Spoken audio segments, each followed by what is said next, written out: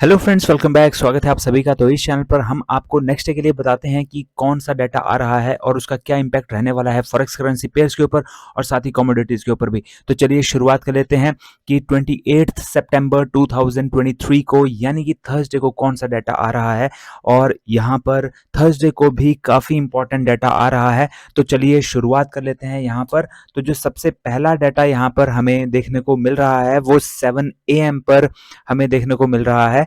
और इसका जो इम्पैक्ट पड़ेगा वो पड़ेगा AUD USD के ऊपर, क्योंकि ऑस्ट्रेलिया का डाटा आ रहा है।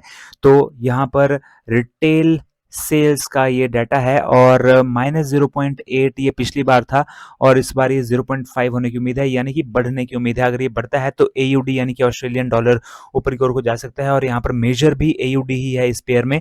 तो जिस तरफ को मेजर जाता है उसी तरफ को पूरा पेयर जाता है। तो AUD USD जो है वो ऊपर की ओर को यहाँ पर मूव कर सकता है। लेकिन अगर ये -0.8 से कम आता है तो AUD USD भी नीचे की ओर को गिर सकता है। तो 7 बजे सुबह आप इसके ऊपर ज़रूर नज़र रखिए और हम आपको टेलीग्राम चैनल पर भी इनका अपडेशन देते रहते हैं।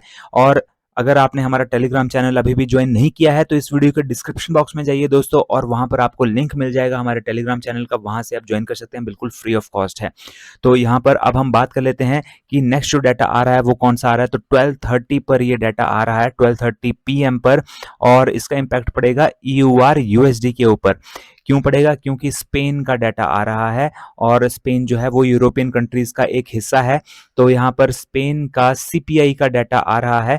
तो यहाँ पर जो पिछली बार ये डाटा था वो था 2.6 और इस बार ये 3.5 होने की उम्मीद है, यानी कि ये भी बढ़ने की उम्मीद है। अगर ये बढ़ता है तो यूरोपियन कंट्रीज के लिए अच्छा होगा और EUR USD यहाँ पर ऊपर की ओर को मूव करेगा। लेकिन अगर ये 2.6 से कम आता है तो EUR USD भी नीचे की ओर को गिर सकता है।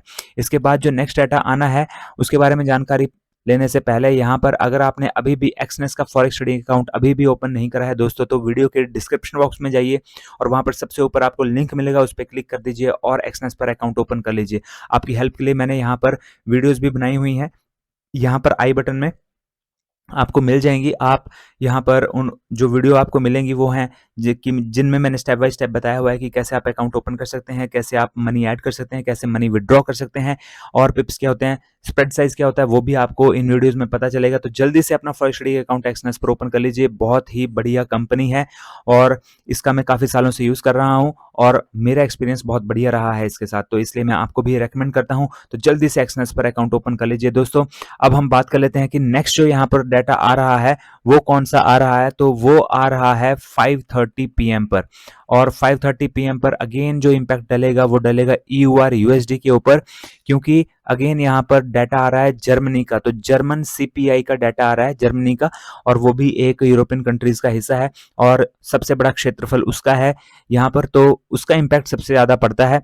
तो यहाँ पर 0.3 ये पिछली बार था और इस बार ये 0.4 होने की उम्मीद है, यानी कि बढ़ने की उम्मीद है।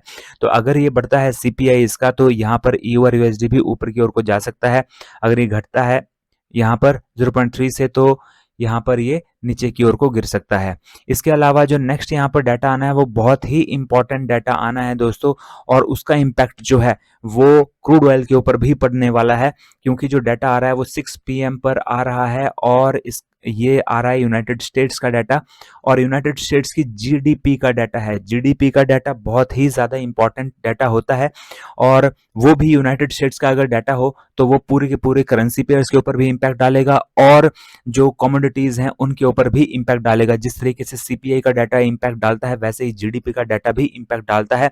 और यहाँ पर अगर GDP ग्रोथ हुई, अगर यहाँ पे 2 से 2.2 ये उम्मीद है कि 2.2 होगा, अगर ये आता इतना आता है या इससे भी ज़्यादा आता है तो यहाँ पर जो DXY है वो काफ़ी ऊपर जा सकता है। और उसके अपोजिट मैंने आपको वीडियोस में बताता हूँ कि EUR USD है जो कि इसके बिल्कुल अपोजिट मूव करता है। तो अगर आप EUR USD में ट्रेड लेना चाहें तो इसमें ले सकते हैं, इसमें भी ले सकते हैं, लेकिन EUR USD में स्प्रेड थोड़ा कम है, इसलिए आपको यहाँ जो प्रॉफिट होगा वो थोड़ा ज़्यादा होगा एज़ कम्पेयर टू DXY। क्योंकि और अगर आपको नहीं पता है कि स्प्रेड क्या होता है तो यहाँ पर वीडियो आपको मिल जाएगी, आप स्प्रेड वाली वीडियो देखिए, आपको पता लग जाएगा कि स्प्रेड क्या होता है और कितनी इंपॉर्टेंस रखता है।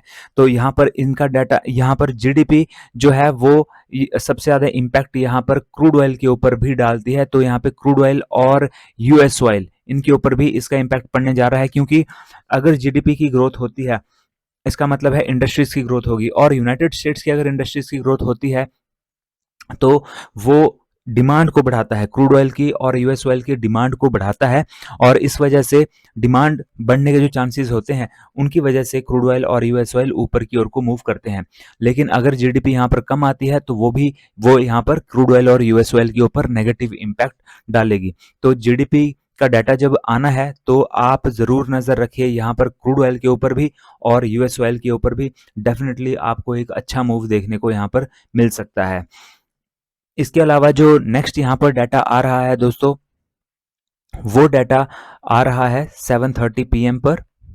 आई एम सॉरी, यहाँ पर एक और डाटा भी आ रहा है 6 पीएम पर ही, और वो है यूनाइटेड स्टेट्स का ही डाटा है, इनिशियल जॉबलेस क्लेम का।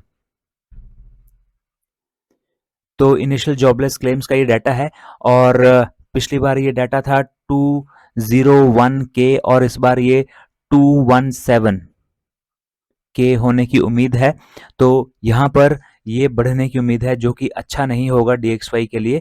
तो अगर ऐसा होता है, अगर ये बढ़ता है, क्योंकि इनिशियल जॉबलेस का मतलब है कि वो जॉबलेस लोग जो अभी मार्केट में उतरे हैं और अभी वो जॉबलेस हैं और गवर्नमेंट से क्लेम ले रहे हैं जॉबलेस होने का यूनाइटेड स्टेट्स में, तो उनकी संख्या यहाँ पर दर्शाता है। तो वो चीज़ अच्छी नहीं है। अगर ये बढ़ता है तो डीएक्सवाई उसकी वजह से वो एक नेगेटिव चीज़ हो सकती है डीएक्सवाई के लिए। लेकिन क्योंकि बहुत बड़ा डाटा आ रहा है उसी टाइम, जीडीपी का डाटा बहुत बड़ा डाटा है, तो यहाँ पर अगर ये नेगेटिव भी आता है, और अगर ये मेनली जो इम्पैक्ट पड़ेगा वो इसका पड़ेगा, जीडीपी जिस तरफ को जाएगा, जीडीपी का डाटा जैसा आएगा, यहाँ पर इसका इनिशियल जॉबलेस क्लेम वैसे तो अपना अच्छा खासा इम्पैक्ट डालता है, लेकिन अगर यहाँ पर इनिशियल जॉबलेस क्लेम जो है वो अपोजिट भी आता है, तब भी पहला इम्पैक्ट जो है वो जीडीपी का पड़ेगा, क्योंकि काफ़ी बड़ा डाटा है जीडीपी का। तो यहाँ पर लेकिन आप इसके ऊपर भी नज़र रखिए, हम आपको टेलीग्राम चैनल पर अपडेशन दे देंगे इनका।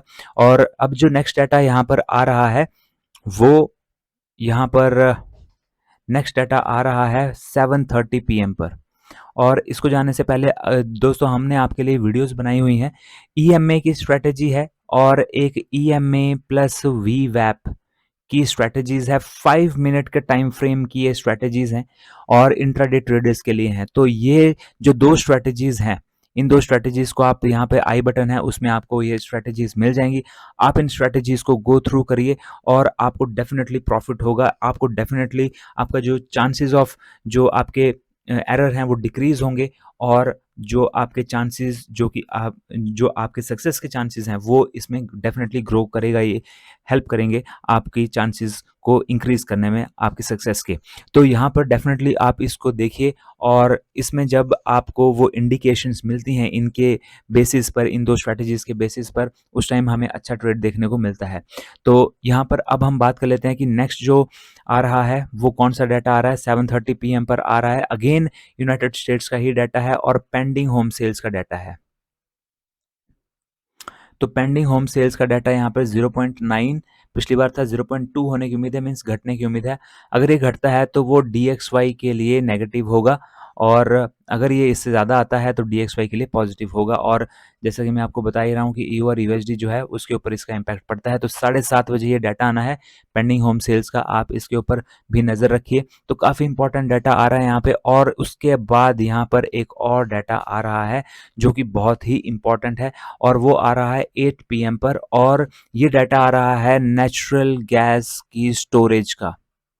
तो नेचुरल गैस की स्टोरेज यहाँ पर पिछली बार 64 बिलियन क्यूबिक थी, और इस बार फोरकास्टेड नहीं है। लेकिन अगर ये 64 बिलियन क्यूबिक से ज़्यादा आती है तो इसका मतलब है कि स्टोरेज में जो स्टोर हैं उनमें नेचुरल गैस बहुत ज़्यादा है। इसका मतलब है वो बहुत ज़्यादा इसलिए हो सकती है क्योंकि डिमांड नहीं है इतनी ज़्यादा, और अगर डिमांड नहीं है इतनी ज़्यादा तो इसका मतलब है कि नेचुरल गैस, उसकी वजह से नेचुरल गैस और साथ ही XNGUSD ये यहाँ पर डाउन साइड को आ सकते हैं अगर ये बढ़ा हुआ आता है तब, क्योंकि वो इंडिकेट करेगा कि डिमांड कम है, और क्योंकि स्टोरेज में बहुत ज़्यादा है तो अब सप्लाई भी इनफ काफ़ी ज़्यादा होगी। और अगर अपोजिट होता है यानी कि इससे कम आता है तो इसका मतलब है कि डिमांड बढ़ी है, और वो अच्छी इंडिकेशन होगी दोनों के लिए। तो वो दोनों ऊपर की ओर को मूव कर सकते हैं उस केस में। तो यहाँ पर ये सारा डाटा हमारा आना है। और वीडियो को ज़रूर लाइक कर दीजिए दोस्तों। अगर अभी भी आपने वीडियो को लाइक नहीं किया है, वीडियो को लाइक करना ना भूलें, क्योंकि वीडियो को जब आप लाइक करते हैं तो उससे हमारा जो मोटिवेशन है वो और ज़्यादा इंक्रीज़ होता है और हम आपके लिए और ज़्यादा बढ़िया एनालिसिस लेकर के आते हैं। तो दोस्तों, वीडियो को लाइक ज़रूर कीजिए, शेयर भी कर दीजिए अपने दोस्तों के साथ, और साथ ही चैनल को अभी भी सब्सक्राइब नहीं किया है तो जल्दी से चैनल को भी सब्सक्राइब कर लीजिए। तो दोस्तों, मिलते हैं अगले वीडियो में। Till then, have a nice day, good bye and stay safe.